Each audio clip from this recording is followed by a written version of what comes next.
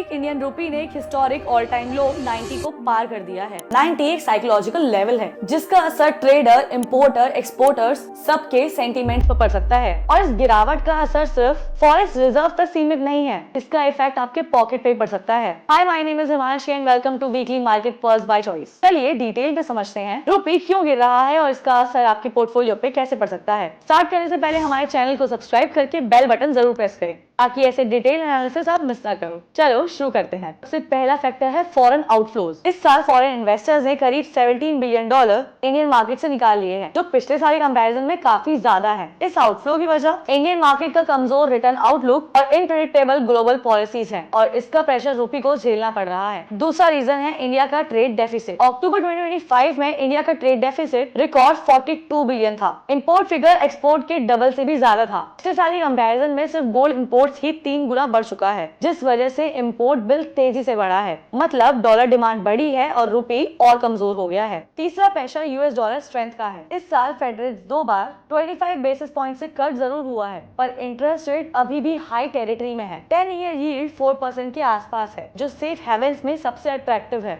इसलिए डॉलर की डिमांड बनी हुई है और इमर्जिंग करेंसी जैसे कि इंडियन रुपी वीक पड़ रही है। और चौथी वजह इंडिया यूएस ट्रेड डील के अराउंड है। टैरिफ कंप्लायंस और डील अनसर्टेनिटी की वजह से एक्सपोर्टर्स कॉशियस दिख रहे हैं, जिससे इन्वेस्टर सेंटिमेंट वीक हो रहा है और कैपिटल इनफ्लोज में डिले हो रहा है। अब वीक होते रुपी के इम्पैक्ट के बारे में बात करते हैं। शॉर्ट टर्म में इंपोर्ट हैवी सेक्टर्स जैसे oil companies, airline, jewellery, electronics सबके प्रॉफिट मार्जिन कम हो सकते हैं। आप जो फोन, पेट्रोल या गोल्ड खरीदते हो, अगर रुपी वीक पड़ता है तो इनके दाम बढ़ने के चांसेस भी बढ़ जाते हैं। साथ ही रेट सेंसिटिव सेक्टर्स जैसे रियल एस्टेट, हाउसिंग फाइनेंस और एनबीएफसीज भी प्रेशर फेस कर सकते हैं। On the other hand exporters, IT और फार्मा कंपनीज जिन्हें डॉलर में रेवेन्यू आता है, उन्हें फायदा मिल सकता है क्योंकि कन्वर्जन रेट उनके फेवर में है। मीडियम टर्म में रुपी की डायरेक्शन फॉरेन इनफ्लोज, एक्सपोर्ट्स और डॉलर साइकिल पे डिपेंड करेगी। अगर कंडीशन नहीं सुधरते तो इसका ripple effect inflation, borrowing cost, bond yield और इक्विटी वैल्यूएशन में दिख सकता है। लॉन्ग टर्म में रुपी तब स्टेबल होगा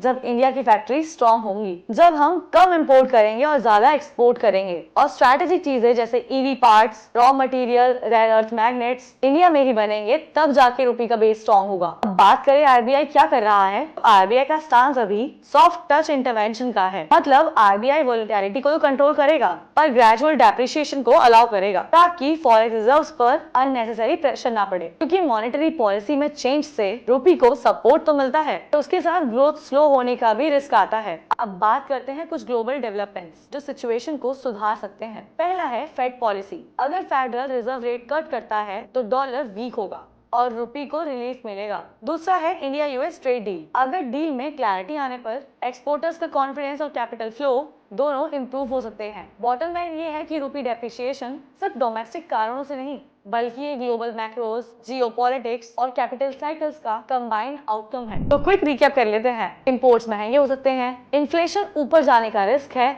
और एक्सपोर्टर्स को शॉर्ट टर्म में थोड़ा सा फायदा हो सकता है। आपको क्या लगता है, रुपी यहाँ से स्टेबलाइज होगा या इसी साल 100 का लेवल टच करेगा? नीचे कमेंट्स में बताओ। और ऐसे ही मार्केट पर्स के लिए बेल आइकन दबाओ और सब्सक्राइब करो चॉइस, क्योंकि चॉइस के साथ इन्वेस्टमेंट में अब नो कंफ्यूजन। ये वीडियो सिर्फ एजुकेशन पर्पस के लिए है, कोई फाइनेंशियल एडवाइस नहीं। Investment in securities market are subject to market risk. Read all the related documents carefully before investing.